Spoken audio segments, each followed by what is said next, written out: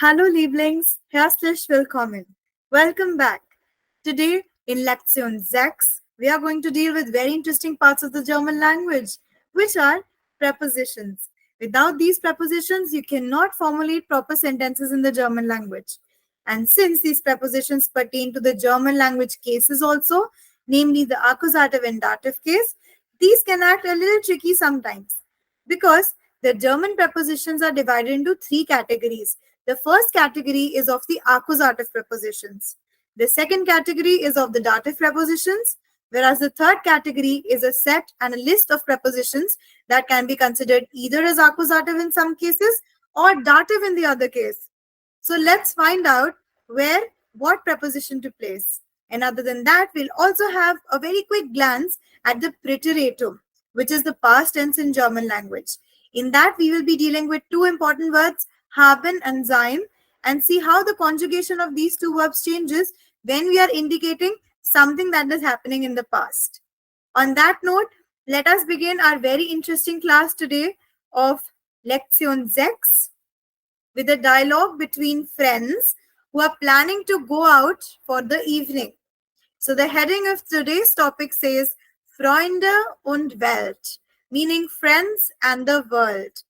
So the person is beginning by saying hello. It's a telephonic conversation.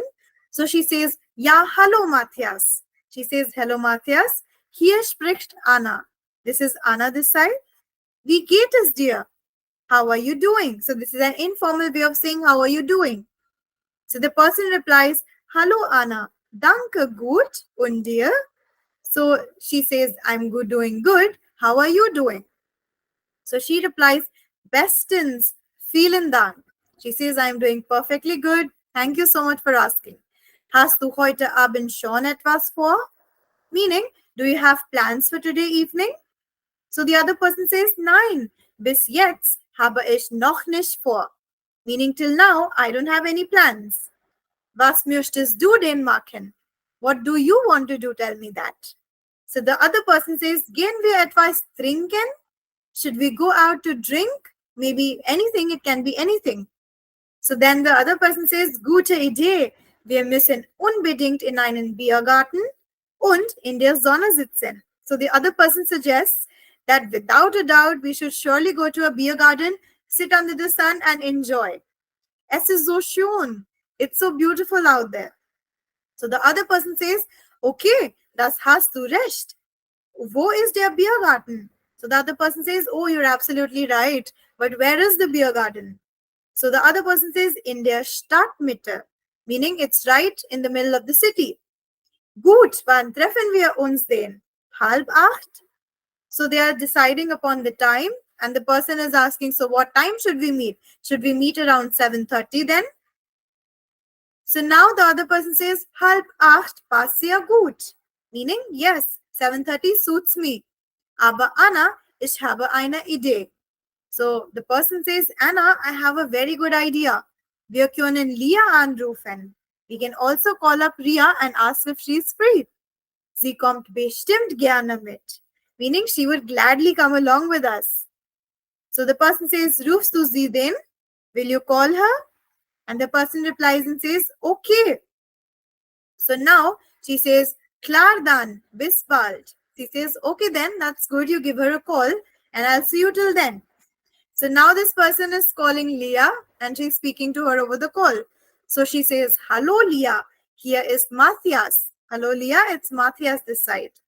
Matthias, hallo, wie geht's dir? So she's very happy to hear and she's saying, hi, how are you doing? So the person says, danke, alles in Ordnung.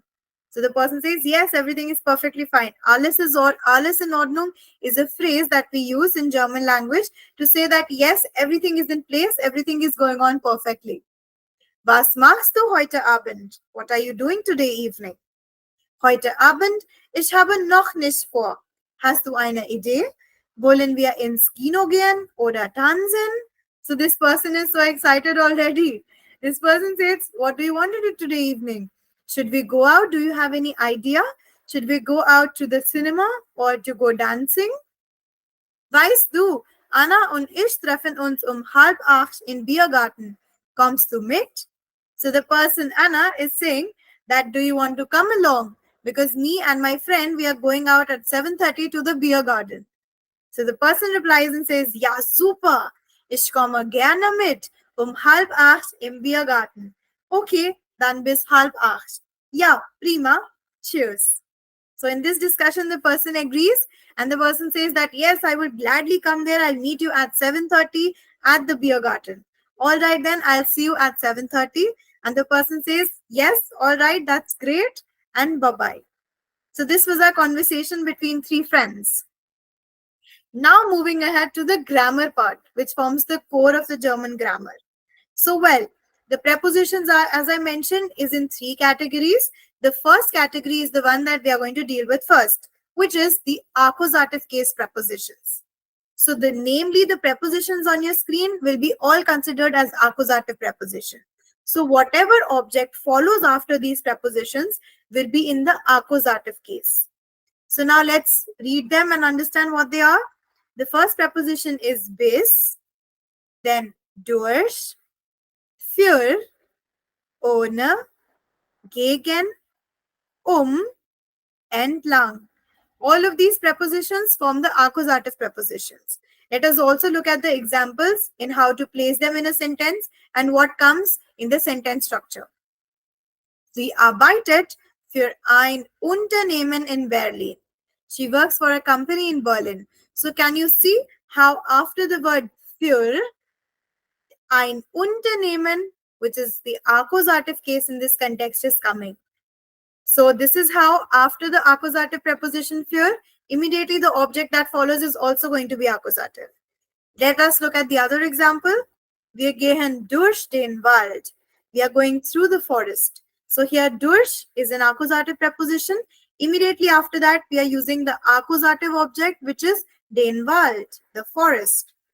The next sentence, wir treffen uns 7:30. Similarly, sie liefen an der Straße entlang. Deutschland spielt heute gegen Mexico. So in all of these contexts, immediately after the accusative preposition, we have the accusative case. Now you can observe the similar pattern, but in the dative preposition case now. This list of prepositions will be considered as dative prepositions, and immediately after the occurrence of these prepositions will come the dative case now. So earlier when we were applying accusative case, whenever you see this list of prepositions, you have to apply the dative now. These list of prepositions are aus, außer, gegenüber, bei, mit, nach, Zeit, zu, von. So these list is the list of dative preposition. Let us also look at the Beispiels or the examples. Nach dem Unterricht gehen wir in ein Café. After the class, we'll be going to a cafe. So see how after the word nach, Unterricht take this dative case. So we are writing dem Unterricht in the dative sense. Coming to the next sentence. Seit einer Scheidung lebt allein. After his divorce, he lives alone. So see how after the word seit, we are using seiner Scheidung, which means his divorce. In this context, Scheidung becomes the dative. Similarly, other sentences are also there. Ich habe außer einer Jacke nichts gekauft. Sie kommt aus der Schweiz. Ich fahre mit meiner Schwester nach Florenz. So all of these cases show how to imply the dative case. Now let us move ahead and look at the mixed prepositions. So now these are the tricky ones because they can sometimes pertain to the accusative case and sometimes pertain to the dative case. What is important for these prepositions to note is that you have to understand whether there is any kind of change in position happening or not. If there is a change in position happening, then they will pertain to accusative context. But if there is no change in position happening in the sentence, they are going to pertain to the dative case. Well, you didn't quite understand that, right? Let me help you with few examples. But first, let us look at the list. An, auf, keep repeating after me, hinter, in, neben, entlang, über, unter, vor, zwischen. So these lists will be the mixed ones. Now let us look at few examples. If I say that Charvi puts a glass on the table, can you visualize any kind of position change that is happening? Because Charvi is the one putting the glass on the table, right? This is one context. Now imagine me saying the glass is on the table. So this sentence denotes that the glass is already kept on the table. So while the former sentence shows some change in position where Charvi is the one putting the glass on the table, the other context says the glass is already there on the table. So the former sentence will be using the accusative context to denote, whereas the latter will use the same list of prepositions but in the dative case to denote that the glass is already there on the table. Now let us look at some examples more to help us understand it. So the first case says, Ich setze das Glas auf den Tisch. I keep the glass on the table. So this will be the accusative way of saying that I am keeping the glass on the table. Now if I want to say the exact same sentence in case of dative, so I'm going to say, Das Glas steht auf dem Tisch. Meaning the glass is already there on the table. Now look at the first sentence. How we are using the verb setzen with an E to denote the accusative case. And after the mixed preposition auf, we are using accusative case, which is den Tisch. Whereas in the second sentence, where there is no change in position, the glass is already there on the table. There we are using the verb steht or stehen. The glass is already there. And then the mixed preposition auf, which is same in both the sentences, but the first one is accusative, the second one is dative. So because of the second one being dative, we are putting the article of Tisch as dem Tisch, which is the dative article. I'll share one more example. In one context, I would say, Charvi hangs the picture on the wall. This is one context. Can you imagine the change in position? Charvi is placing the picture on the wall. The second sentence is going to be, the picture is there on the wall. So in that context, we already know that the picture is already there. So there is no movement in the position that is happening. So my former sentence of me placing the picture on the wall is going to be accusative case, whereas the latter sentence, which says that the picture is already on the wall, is going to be the dative case in the sentence. Let us also look at other examples. I am setting the glass on the table versus the glass is already on the table. Similarly, das Buch steht auf dem Tisch. The book is already on the table. Das Bild hängt an der Wand. The picture is already on the wall. Die Bücher liegen in den Regal. The books are already there on the shelf. Der Tisch steht vor dem Sofa. The table is already in front of the sofa. Now imagine I want to convert this last sentence in accusative case. How would I do that? Can you tell me? Well, yes, the correct answer is going to be, I put the table in front of the sofa. So that denotes that there is some kind of change happening. Now, because I gave all the examples as I am putting the glass, I am putting the picture on the wall. Don't think that we only use ish in this case. We can use anything and everything we want. I can say, Tina puts the picture on the wall. I can say, Akhil is putting the book on the table. All these examples simply denote that there is some change in position happening. Whereas if the book is already on the table or the picture is already on the wall, it denotes no change in position, so it will be dative case. I hope you all have followed me till here. Moving ahead, in the previous lecture also we discussed the trennbaren verb, which are the separable verbs in which the prefix and suffix is separated. We conjugate the latter part of this of the word and put it at the second part in the second position of the sentence, whereas the former half of the trennbaren verb goes at the end of the sentence without getting conjugated or as it is.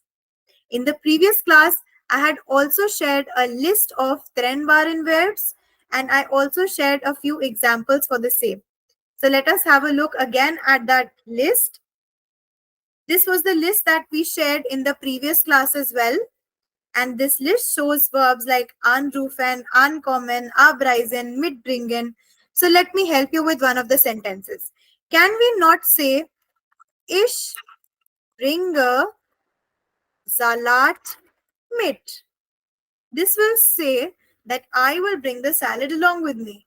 But because it is a trennbaren verb, we are separating the part mit and bringen separately. So what we are doing, we are conjugating bringen and placing it at the second position in the sentence, whereas we are taking mit and placing it at the end of the sentence as it is. Similarly, if I use any other sentence, for example, laden, so I would say ich lade Samir ein, meaning I am inviting Samir to my party or anything I want him to come. Ich lade Samir ein. So what am I doing in this sentence? I'm actually conjugating the latter half, which is laden, putting it at the second position of the sentence and taking the ein at the end of the sentence. I hope that with these two examples, you've understood the logic of trennbaren verbs and how to place them in a sentence. Let us look at more prefixes that will help us identify the trennbaren verbs in the sentence. So I will share a list of prefixes that will help us understand the usage of trennbaren verbs also. So these are examples of the trennbaren verb, and this is the list that I'm talking about. So the first word here says ab. Ab means away. So from ab, we can derive two trennbaren verbs, abfahren, absagen. Similarly, from an, which means towards, we can derive two verbs, ankommen, anfangen. Auf, aufstehen, aufhören. Aus, aussteigen, ausstehen. Los, losgehen, losbrechen. Mitbringen. Vorlesen, vorspielen. Wegwerfen, weglaufen. So these were examples of trennbaren verbs. Now coming on to the preteritum part. We will not delve very deep into the preteritum because it is part of the other levels as well. Some parts of A2 and B1 also take up preteritum. So we'll just have a skim over it and understand that preteritum deals with two core verbs which are very important, haben and sein. So this is the conjugation of the preteritum or past form of the verb haben. Ich hätte, du hättest, sie es hätte, wir hatten, ihr hattet, sie hatten. Now let us move ahead and look at the conjugation of sein. Ich war, du warst, sie es war, wir waren, ihr wart, sie waren. Let us also look at few examples that place the past tense. Lena hatte gern viel Spaß. Wir hatten zum Mittagessen Wurst. Meine Familie war letzten Sommer in Amerika. Das war toll. That was great. So now let us come to the Wortschatz or vocabulary. The first word is besichtigen. The example says, die Studenten besichtigen den Reichstag, meaning the students visit the parliament. Der Flohmarkt will be the flea market. The example says, gehen wir am Sonntag auf den Flohmarkt? Should we go on Sunday to the flea market? Die Fahrt mit dem Bus durch die Stadt, meaning the trip with the bus through the city. Die Stadtrundfahrt is billig. The city tour is very cheap. Beliebt, die Fahrt mit dem Bus 100 is sehr beliebt. The travel with the bus 100 is very loved or is very popular. Die erste Reihe oben im Bus is sehr beliebt. The first row in the bus is very, very popular or loved. Fotografieren, Fotografiert uns. He is clicking pictures of us. Die Route. The route is so long, meaning the route is very long. Die Botschaft. Also, ich arbeite bei der Botschaft von Polen. So he's saying, I actually work at the embassy of Poland. Das Schloss. Das Regierungsviertel is sehr interessant, meaning that the Regierungsviertel, which is the government thing, is very interesting. The government district, to be precise, is very interesting. Die Abfahrt, which is departure. Wann ist die Abfahrt? Morgen. When is the departure? In the morning. 8:30, meaning at 8:30 o'clock. Moving ahead, der Busbahnhof. Der Busbahnhof is neben dem Bahnhof, meaning the bus stop or the bus station is next to the railway station. Die Ankunft. Die Ankunft in Berlin ist 2 meaning the arrival in Berlin is at 2 o'clock. Der Stadtbummel. Nach der Ankunft am Nachmittag machen wir einen Stadtbummel, meaning after the arrival in the afternoon, we are going to go for a stroll to the city. Der Nachmittag. Nach der Ankunft am Nachmittag machen wir einen Stadtbummel. Wo geht's zu? Entschuldigung, wo geht's zu, Wilhelm? So this sentence means Entschuldigung, but what is the way to Wilhelm? Vorbei. Der Bus fährt an der Universität vorbei. The bus goes past the university. Wollen means to want. Wir wollen Berlin besuchen. We want to visit Berlin. Die Linie, die Buslinie 21 fährt ins Stadtzentrum. The bus number 21 or the bus route 21 travels through the city center. Die Exkursion. Die Studenten machen eine Exkursion nach Berlin. The students are making an excursion to Berlin. Der Busplan. Wann fährt der Bus? Lesen Sie den Busplan. When is the bus traveling? Please read the bus plan. Die Haltestelle, meaning the bus stop. So the Haltestelle is neben dem Bahnhof. The bus stop is next to the railway station. The next set of vocabulary says das Programm. Das Programm in Berlin war sehr interessant. The program in Berlin was very interesting. Der Spaziergang. Machen wir einen Spaziergang im Park. Should we make a stroll in the park or should we take a stroll in the park? Die Regierung, meaning the government. Das Regierungsviertel ist sehr interessant. The government department or the government district is very interesting. Das Parlament. Unterwegs. Ich bin den ganzen Tag in der Stadt unterwegs. I was out and about in the city the entire day. Sportlich. Sie ist sehr sportlich. Sie joggt jeden Tag. She is very sporty. She jogs every day. Cool. Hi, dein Outfit is cool. This was simple. Your outfit is very cool. Feiern. Frau Gützmütz feiert heute ihren 52. Geburtstag. So Mrs. Gützmütz is celebrating her 25th birthday. Schade. Du warst nicht hier. Schade. So this is an expression to express too bad for you, huh? The next one says thematisch. So das ist eine thematische Stadtführung. Meaning this is a very thematical Stadtführung. City exploration or city travel. Die Stadtführung, again. Die Parade. Heute ist Christopher Street Day. Gehst du zur Parade? Today is Christopher Street Day. So are you going for the parade? Die Rückfahrt, the round trip. Die Rückfahrt nach Jena ist 2 So the round trip to Jena is at 2 o'clock. Next, das Suchrätsel, meaning the word puzzle. Finden Sie 5 Wörter im Suchrätsel. Please find 5 words in the word puzzle, word search puzzle. The next word is das Rätsel. Kannst du das Rätsel lösen? Can you solve the puzzle? Der Markt. Wir kaufen auf dem Markt ein. We are buying or we are shopping in the market.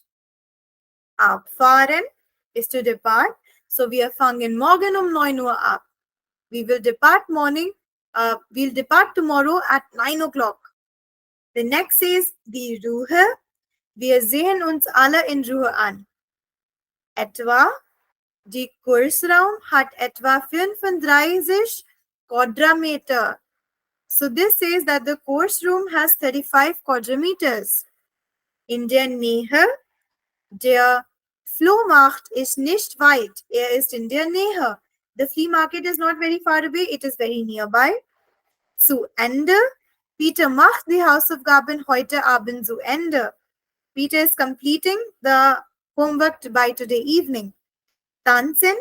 Die Studenten tanzen in der Disco. The students are dancing in the disco. Die Ausstellung, meaning the exhibition. Wir besuchen eine Picasso-Ausstellung. We are visiting a Picasso's exhibition. Der Irrtum. Das kann nicht sein. Das ist ein Irrtum. So Irrtum will be a mistake. That cannot be. This is a mistake. Die Kamera. Ich fotografiere viel mit meiner Kamera. I click a lot of photographs with my camera. The last set of vocabulary says laufen. Die Touristen laufen den ganzen Tag durch die Stadt. So the tourists travel or walk around the entire city the entire day. Die Fußgängerzone. In einer Fußgängerzone fahren keine Autos. So in the pedestrian zone, you cannot drive your cars. Das Stadion. Die Touristen fahren zum Stadion. The tourists are traveling to the stadium. Das Orientierungsspiele. Das Orientierungsspiele hilft, Wegbeschreibung zu üben. So the orientation game helps in the practice session. So that was all when dealing with the prepositions of the dative and accusative case, taking up lots and lots of vocabulary words today in class, and also understanding how the Präteritum or the past tense in the German language function. That is all for today. Vielen Dank und auf Wiedersehen. Bis nächsten Mal.